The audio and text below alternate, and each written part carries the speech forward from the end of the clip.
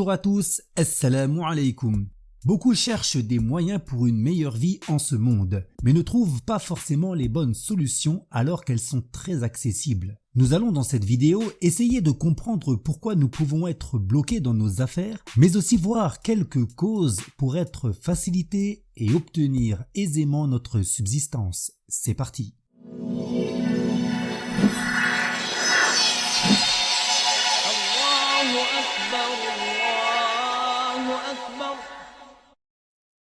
Bismillahirrahmanirrahim, alhamdulillahi wassalatu wassalamu ala rasulillah. On comprend des versets 2 et 3 de sourate At-Talaq. Quiconque craint Allah, il lui constitue une issue et le pourvoira d'où il n'escompte pas. Et quiconque se fie à Allah, alors il lui suffit. Certes, Allah atteint son ordre. En effet, il constitue pour toute chose une mesure. C'est-à-dire, celui qui se préserve pour Dieu, Dieu le facilite et le pourvoit d'une manière qu'il n'envisageait pas. Et celui qui place sa confiance en Dieu, Dieu le satisfera. Quoi qu'il arrive, Dieu réalise toujours ce qu'il veut, car toute chose est sous sa prédestination. L'imam Ahmed rapporte que le messager de Dieu sallallahu alayhi wa sallam récita au compagnon Abu Dharr cette révélation, puis déclara en ce sens: « Ô Abu Dharr, si tous les gens œuvraient ainsi, cela leur suffirait. » C'est-à-dire qu'il suffirait aux gens d'agir conformément à cette révélation pour être facilités et sauvés.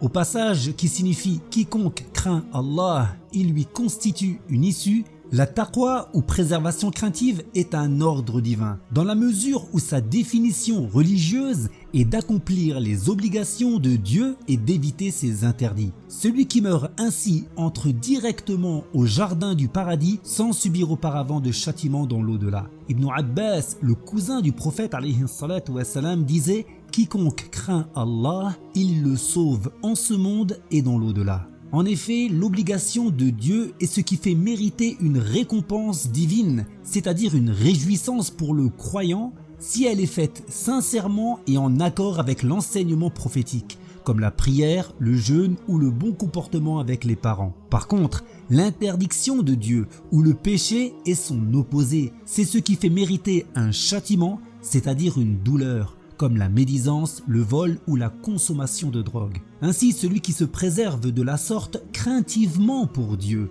Dieu lui facilite en ce monde et dans l'au-delà. On comprend de la suite de la révélation: et le pourvoira d'où il n'escompte pas. C'est-à-dire que celui qui se préserve craintivement pour Dieu, Dieu lui facilite également sa subsistance, qui est tout ce qui peut être profitable à la personne, comme la nourriture ou les biens, et ce par des voies qu'il n'avait même pas envisagées ou d'une façon qu'il ne s'attendait pas. Il est dit qu'il arrivait au prophète David alayhi salam, d'invoquer Dieu ainsi: ô celui qui pourvoit au corbillard dans son nid. En effet, on dit qu'une fois l'œuf percé, le corbillard, qui est le petit du corbeau, en sort blanc comme un morceau de graisse. En le voyant dans cet état, la femelle du corbeau ne le reconnaît pas comme son œuf et le délaisse. C'est alors que Dieu attire à lui la punaise des bois qui se trouve conduit par son odeur graisseuse. L'oiselet la trouve et s'en nourrit jusqu'à la pousser des plumes qui deviennent noires. C'est à ce moment que la mère corbeau le reconnaît,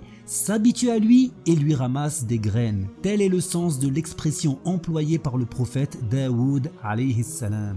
Certains ont dit: il ne t'est pas demandé de te préoccuper de ta subsistance, alors qu'il t'est demandé de te préoccuper de ton au-delà. Pourquoi alors renonces-tu à ce qui t'est demandé et recherches-tu ce que tu dois abandonner? La préservation craintive de Dieu est donc une des causes pour la délivrance des épreuves de ce monde et de l'au-delà, ainsi que pour obtenir la subsistance et les hauts degrés. Par contre, les péchés sont une cause de privation dans ce monde et dans l'au-delà. Al-Hakim et d'autres rapportent que le messager de Dieu dit en ce sens: certes, l'homme peut être privé de subsistance à cause d'un péché qu'il a commis. Certains ont précisé: il est privé des bien-être de ce monde comme la bonne santé, l'argent ou des bénédictions dans ses biens si ce ne sont pas ses ennemis qui s'en emparent. De même, il se peut que suite à un péché, sa place diminue dans le cœur des gens ou qu'il oublie la science qu'il avait apprise. Quand l'imam Malik s'aperçut de la grande intelligence de l'imam Shafi'i, il lui dit avec surprise: « Je me rends compte que Allah a répandu une lumière en ton cœur.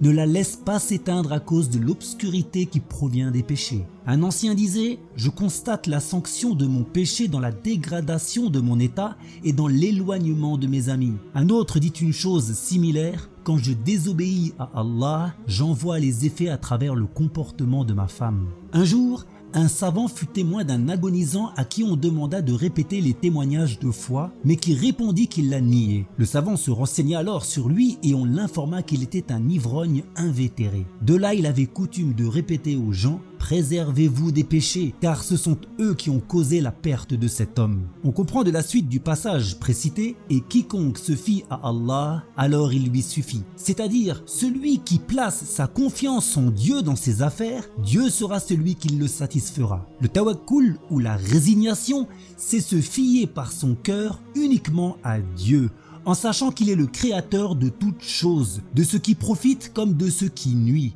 De là, nous comprenons qu'en réalité, seul Dieu a le pouvoir de faire parvenir le profit ou la nuisance. Si nous croyons fermement et profondément en cela, que nous nous y attachons et que nous en prenons conscience constamment, alors nous aurons confiance en Dieu concernant notre subsistance et l'éloignement des nuisances, et nous nous garderons d'avoir recours au péché en cas de difficulté. En effet, généralement, on trouve des gens qui pensent que les autres possèdent un certain pouvoir de nuire ou d'être profitables. Ces gens adoptent donc envers les autres soit un comportement droit, sincère et bienfaisant, soit un comportement hypocrite, sournois et malveillant, parce qu'ils pensent que cette attitude va leur être bénéfique et sécurisante. Mais si au contraire, ils prennent conscience que ces autres ne possèdent pas en réalité un tel pouvoir et qu'ils ne sont que de simples créatures dépendantes à travers laquelle arrive ce qui leur est destiné, alors ils agiront autrement. Ceci s'explique dans la mesure où prendre conscience de cette réalité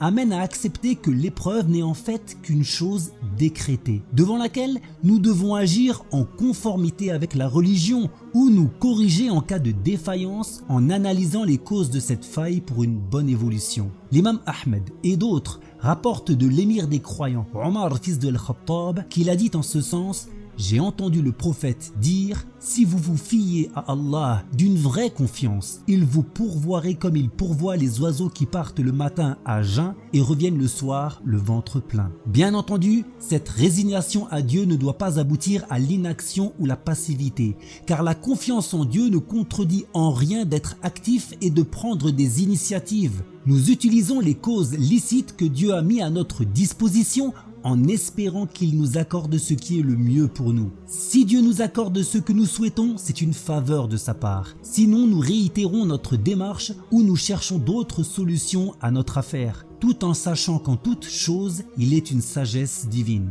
Ibn Hibban rapporte qu'un homme vint voir le prophète et lui demanda « Est-ce que je laisse ma chamelle sans l'attacher tout en me fiant à Allah ?» Et le messager de Dieu lui répondit en ce sens « Attache-la et fie-toi à Allah ». De plus, Al-Bayhaqi rapporte que le cheikh Al-Junayd Al-Baghdadi disait « La résignation à Allah ne donne pas l'exclusivité à l'utilisation des causes et elle ne la renie pas non plus, mais elle réside dans les cœurs. » Ainsi, nous cherchons à réaliser nos objectifs en faisant les causes, mais nous ne comptons pas sur elles. Nous comptons pour la réussite de nos affaires sur Dieu uniquement. Il a été dit « Poursuis tes objectifs avec tes actes apparents et fie-toi à Allah en ton fort intérieur. » On comprend de la suite du passage précité, certes Allah atteint son ordre. En effet, il constitue pour toute chose une mesure.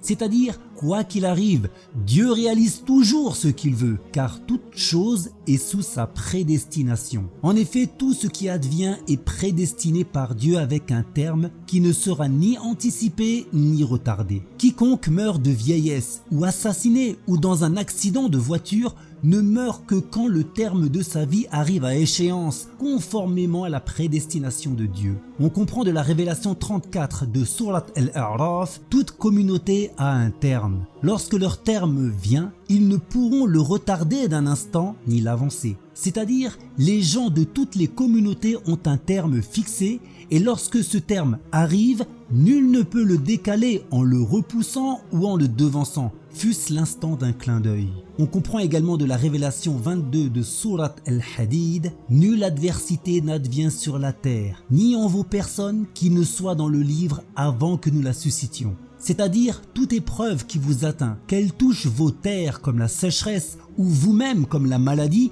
est déjà inscrite sur la table préservée avant même que Dieu la fasse exister. Et enfin, on comprend de la révélation 78 de Sourate An-Nisa, où que vous soyez, la mort vous atteindra. Fussiez-vous dans des tours édifiées, c'est-à-dire quel que soit l'endroit où vous êtes, l'archange de la mort vous trouvera et vous mourrez, même si vous vous retranchez dans des endroits inaccessibles comme de grandes tours. L'imam Ahmed rapporte que le messager de Dieu sallallahu alayhi wa sallam dit en ce sens: certes, le liquide séminal des parents reste 40 jours dans l'utérus tel quel, sans changement. Après 40 jours, il devient un caillot sanguin adhérent, puis pour une même période, une bouchée de chair, et enfin pour une durée semblable, des os. Et si Allah veut que cette création arrive à terme, il lui envoie un ange qui dit: ô Seigneur, est-ce un garçon ou une fille? Sera-t-il malheureux en enfer ou heureux au paradis? Sera-t-il petit ou grand? Sera-t-il dans la précarité ou dans l'abondance? Sa vie sera-t-elle courte ou longue? Sera-t-elle dans la santé ou la maladie?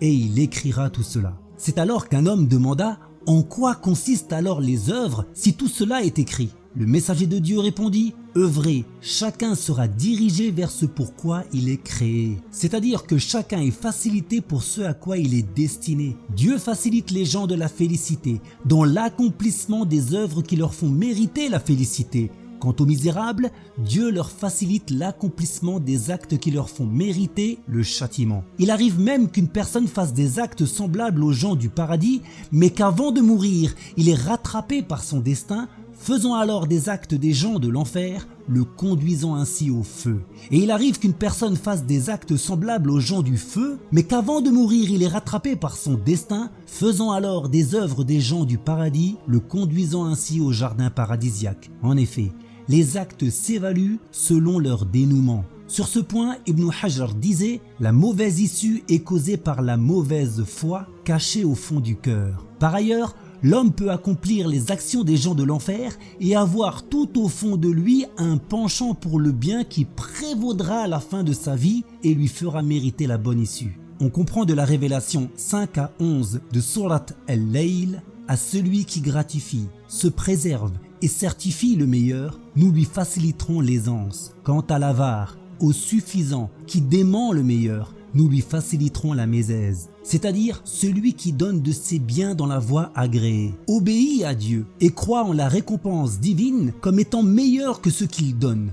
Dieu le prédispose aux œuvres qui l'amèneront au paradis. Mais celui qui refuse de donner de ce que Dieu lui accorde, tout en désobéissant et renie la récompense divine, Dieu le prédispose aux actes qui le conduiront au feu de l'enfer. Voilà comment nous devons agir, en combattant nos passions, en obéissant à Dieu, tout en nous fiant à lui et en espérant son pardon. Si tu es facilité par le bien, remercie Dieu en œuvrant encore plus. Mais si ce n'est pas le cas, alors analyse la situation avec les principes de l'islam et trouve les moyens de te corriger. Il se peut que la solution soit dans le changement de tes fréquentations ou dans l'abandon d'une mauvaise habitude, comme de se coucher tard sans qu'il n'y ait d'utilité. Dans tous les cas, crains Dieu en te préservant en ce monde afin que Dieu te préserve dans l'au-delà.